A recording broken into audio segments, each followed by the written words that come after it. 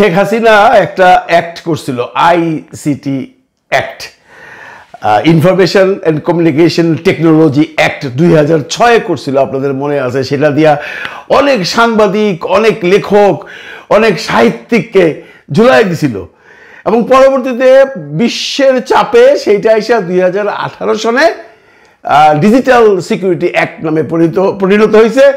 কিন্তু কোনো কিছুই কমে নাই, শাস্তির মেয়াদ একটু কমছে, কিছু কিছু লোক পার পাইছে। কেন করছিল এই জন্য যে আমরা যে দেশের মানুষ, আমরা অলওয়েজ দাঙ্গা বাড়িতে খুশি থাকি। স্বাধীনতা আমাদের দেশে বেশি দরকার নাই। সেই স্বাধীনতা শেখ হাসিনা খর্ব করছিল এবং বলছিল যেমন কুকুর তেমন মুগুর। আসসালামু আলাইকুম বন্ধুরা, আসলে যদি একটু আলোচনা করি যে প্রফেসর ডক্টর মোহাম্মদ ইউনূস এবং তারেক রহমানের সাথে যে মিটিংটা হলো, এটা নিয়ে বেশ আলোচনা সমালোচনা হচ্ছে। একটা মহল খুশি না বন্ধুরা, একটা মহল খুশি না এই জন্য যে তাদের, আমি কালকেও বলছি, কন্টেন্ট বানানো বন্ধ হয়ে গেছে, তারা তো আর কোনো সাবজেক্ট পায় না। যাকে এখন যেটা হবার সেটা হয়ে গেছে, কিন্তু তারা কন্টেন্ট বানাতে পারছে না। এর জন্য বিভিন্ন টপিকস নিয়ে টানাটানি করতেছে, যখন যে যেটা পারতেছে। আমি আজকে এমন একটা টপিকস নিয়ে আলোচনা করব যেটা পুরা রাষ্ট্র না, পুরা দেশ না, পুরা সমাজ না, পুরা বিশ্বকে দাঁড়িয়ে দিয়েছে। এই ঘটনাটা কবে ঘটেছে, কি ঘটেছে বৃত্তান্ত আমি বলবো, কিন্তু এটা নিয়ে নাড়াচাড়া করছেন আমাদের সে বিখ্যাত সাংবাদিক মঞ্জুরুল আলম পাল্লা। একটা থাম্বনেল দেখেন, থাম্বনেলে কি লেখা আছে? ইউনূস সরকারের বিরুদ্ধে আইসিসিতে মামলার প্রস্তুতি, ডাউটি স্ট্রেইট চেম্বারে। ছবি দেওয়া হয়েছে কিছু অপরিচিত লোকের। এখানে একজন আছে স্টার মার্কের ছবি, আর মঞ্জুর আলম পাল্লার ছবি, আরেকজন অ্যাডভোকেটের ছবি আছে। ওনার নাম খুব সম্ভব স্টিভেন পলস। এনিওয়ে, ঘটনাটা কি? ঘটনাটা উনি মঞ্জুর আলম পাল্লা সাহেব বিস্তারিত বলেছেন, সেই কন্টেন্টটাতে আপনাদের দেখবার কোনো দরকার নাই। যে প্রফেসর ডক্টর মোহাম্মদ ইউনূসের বিরুদ্ধে আইসিসিতে একটা অভিযোগ দাখিল করা হয়েছে এবং একটা মামলা করা হয়েছে এবং এটা প্রসিডিউর চলছে, যেটা চলার পর ডক্টর মোহাম্মদ ইউনূস বিশ্বের সবখান থেকে মানে নিগৃহীত হবেন, মানুষ তার বদনাম করবেন, এমন হইতে পারে তার নোবেল প্রাইজ ফেরত দিয়ে চলে যাবেন। কেন এটা বললো সে যেভাবে বলছে এই কন্টেন্টে, সেই কন্টেন্ট দেখলে আপনারা যারা প্রফেসর ডক্টর ইউনূস সম্পর্কে জানেন না বা যারা বিশ্বের কোনো খোঁজ খবর রাখেন না, তারা ধরেই নেবেন যে প্রফেসর ডক্টর মোহাম্মদ ইউনূস বোধহয় ফাইসা গেল। আসলে ঘটনাটা কি? আসলে ঘটনার পিছনে ঘটনা আছে। ঘটনাটা কি সেটা পরে বলতেছি। এইখানে এই মামলার পিছনে ব্রিটেনের বর্তমান প্রাইম মিনিস্টার কিয়ার স্টারমার জড়িত আছে। কিয়ার স্টারমার জড়িত আছে ইন দ্য সেন্স যে ডাউটি স্ট্রিট চেম্বার যেটা আছে, এটার মূল হোতা হলো কিয়ার স্টারমার। স্টারমার এখনো অবশ্য কাজ কাম কম করে, কিন্তু উনি এটার মেইন। তো কিয়ার স্টারমার এখানে কোত্থেকে আসলো? আর এই কোম্পানি কেন প্রফেসর ডক্টর ইউনূসের বিরুদ্ধে আইসিসিতে একটা অভিযোগ দাখিল করলো? এখানে বলে রাখা ভালো, কোনো মামলা হয় নাই, শুধুমাত্র অভিযোগ দাখিল করা হয়েছে। এখানে অভিযোগ যে কেউ করতে পারে, আমি যেও করতে পারি। এখানে একজন বাঙালি ভদ্রলোক, তার ভাই নাকি মারা গেছে, তারে নিয়ে এই ডাউটি স্ট্রিট চেম্বার্স মামলা মানে কি আবেদন করছে। আমি একটু ইসেতে গেছিলাম, কি বলে আপনার এআই রে জিজ্ঞেস করলাম ঘটনা কি। এআই আমাকে যেটা বললো, 2025 সালের মার্চ মাসে যুক্তরাজ্যের ডাউটি স্ট্রিট চেম্বার্সের আইনজীবী স্টিভেন পয়েলস কেসি সহ একদল আন্তর্জাতিক মানবাধিকার আইনজীবী আইসিসির কাছে আর্টিকেল 15-এর আওতায় একটি অভিযোগপত্র জমা দেন। এই অভিযোগে বলা হয়েছে বাংলাদেশে মানবাধিকার লঙ্ঘন, 2 সংখ্যালঘু হিন্দু সম্প্রদায়ের উপাসনালয় ধ্বংস, 3 সংবাদ কর্মীদের উপর হামলা, 4 এবং বিরোধীদের গ্রেপ্তার ও নির্যাতনের মতো অপরাধে ডক্টর ইউনূস ও তার নেতৃত্বাধীন সরকারের সম্পৃক্ততা থাকতে পারে। এখন প্রশ্ন হচ্ছে, এই যে অভিযোগটা তারা দাখিল করছেন, তারপরে কি হলো? আর্টিকেল 15 অনুযায়ী যে কেউ একজন নাগরিক, সাংবাদিক, মানবাধিকার সংস্থা, আইনজীবী বা ভুক্তভোগী আইসিসির কাছে অভিযোগ বা তথ্য পাঠাতে পারেন। আপনিও পারেন, আমিও পারি। আইসিসি এর প্রসিকিউটরের সেই তথ্য পর্যালোচনা করে সিদ্ধান্ত নেন তিনি তদন্ত করবেন কি না। যদি তিনি তদন্ত করতে চান তাহলে তাকে বিচারকের অনুমতি নিতে হবে। একে বলে আর্টিকেল 15 কমিউনিকেশন। এটা শুধুমাত্র তদন্তের জন্য অনুরোধ, অভিযোগ গঠন বা মামলা দায়ের নয়। ঠিক আছে? তো হোয়াট ইজ আর্টিকেল 15? সেখানে আমরা আর্টিকেল 15 সম্পর্কে যদি জানতে যাই তাহলে কিন্তু মনে রাখতে হবে আর্টিকেল 15 মাধ্যমে অভিযোগ দাখিল মানেই ডক্টর ইউনূসের বিরুদ্ধে আইসিসি আনুষ্ঠানিকভাবে তদন্ত শুরু করেছে বা অভিযোগ এনেছে তা নয়।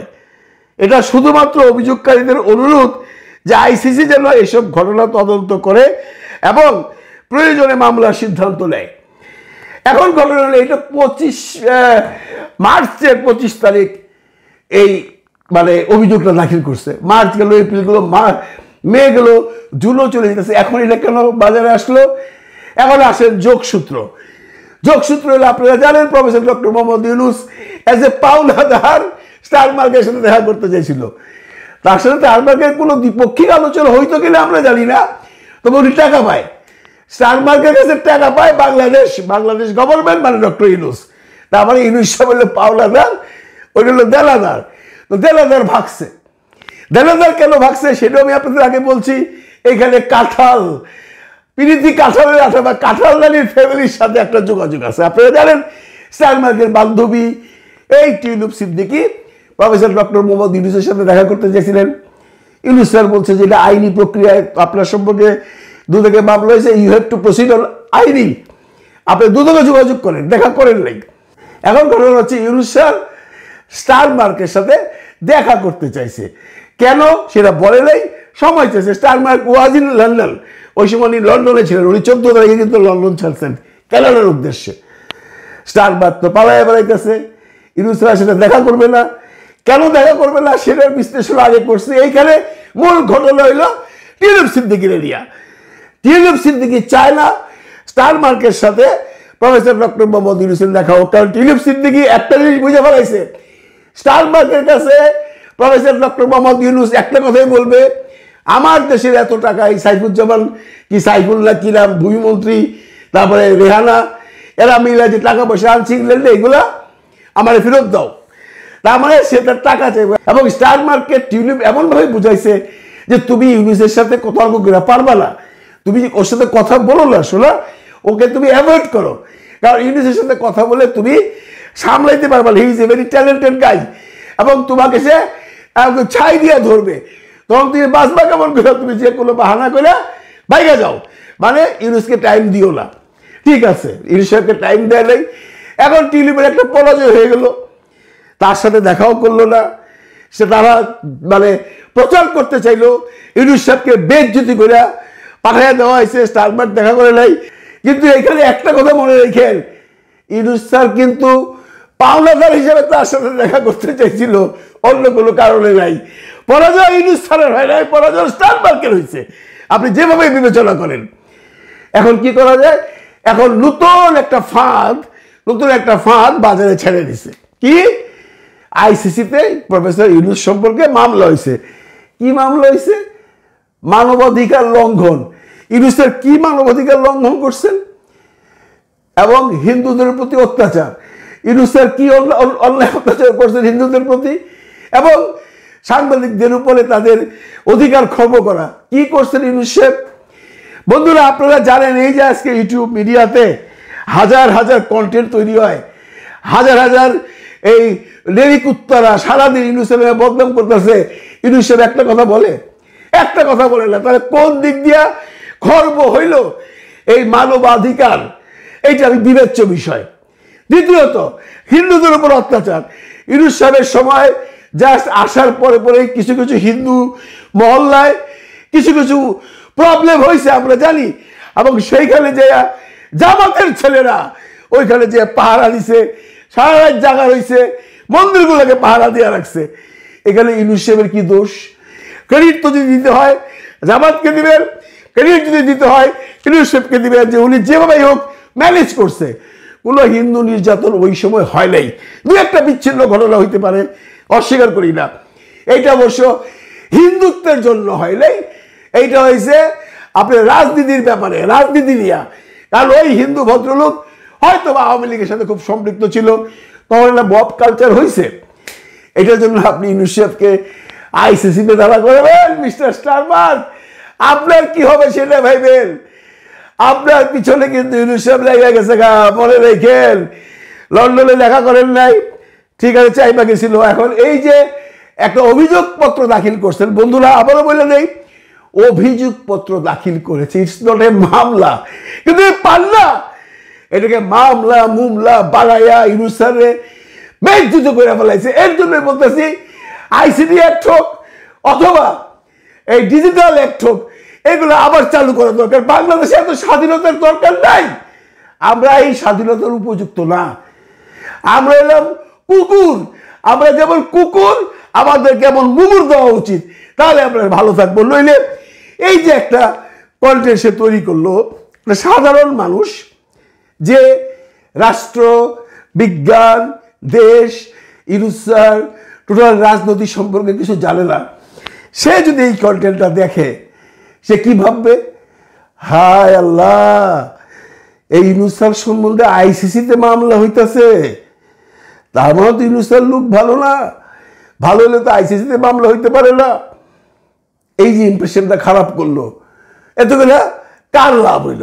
লাভ হয়েছে এই নেই কুত্তাগুলার। এরা কন্টেন্ট বানানোর জন্য কন্টেন্ট বানাইছে। এরা যাই নাই ভিতরে, এরা এই ডট স্ট্রিট চেম্বার্সে যাই আর ডিটেলস দেখে নাই ঘটনাটা কি, কে করছে এবং এটা কোন পজিশনে আছে, না করে একটা কন্টেন্ট বানায় বাজারে ছেড়ে দিচ্ছে। ছাইলা দিয়া ইউনূস সাহেবরে মাটির সাথে মিশিয়ে দিচ্ছে। যদি এদের কথা কেউ বিশ্বাস করে না, কিন্তু আমি সাধারণ জনগণের জন্য বলতেছি, আপনারা এই সমস্ত লোকের এই সমস্ত কন্টেন্ট দেখে ঘাবড়াবেন না। এটা কিচ্ছু হয় নাই, এইটাকে ছুঁড়া ফেলাই দিচ্ছে ওই দিনই, এটা নিয়ে আর কোনো আলোচনাই হয় নাই। কিন্তু ওই যে টিউলিপ এন্ড স্টারমার্ক, ওই যে কাঁঠাল পিরিতি কাঁঠালের আঠা, ওরা মিলে এটার পেজ গিয়ে লাগাইতেছে। এতগুলো কিলো জানেন, এতগুলা ইউনূস স্যার আরো চটাই দিল। ইউনূস স্যার হয়তো বা ভুলে যেত, ঠিক আছে স্টারমার্ক দেখা করে নাই, আমি চলে আসি ইংল্যান্ড থেকে, কিন্তু ওনারা এখন ওই মাসের যে ওই অভিযোগ দাখিল করা নিয়ে সেইটা নিয়ে বাজারে আবার নতুন করে নিয়ে আসছে। না ওদের লোকজনরা দিতেছে, এই তোরা এটা প্রচার কর, ইউনূস স্যারের মামলা হয়েছে, হোয়াট ইজ দিস? এইটাও কি আমাদের মাইনা নিতে হবে? তাই বলতেছি সরকারকে কালকার থেকেই আবার ডিজিটাল এক মামলা চালু করেন অথবা আইসিটি অ্যাক্ট চালু করেন। কারণ বাংলাদেশের লোককে আপনি এইভাবে ঠিক রাখতে পারবেন না। এরা যেমন কুকুর তেমন মুগুর দেন। ভালো থাকবেন সবাই, ভালো রাখবেন সবাইকে। আল্লাহ হাফেজ।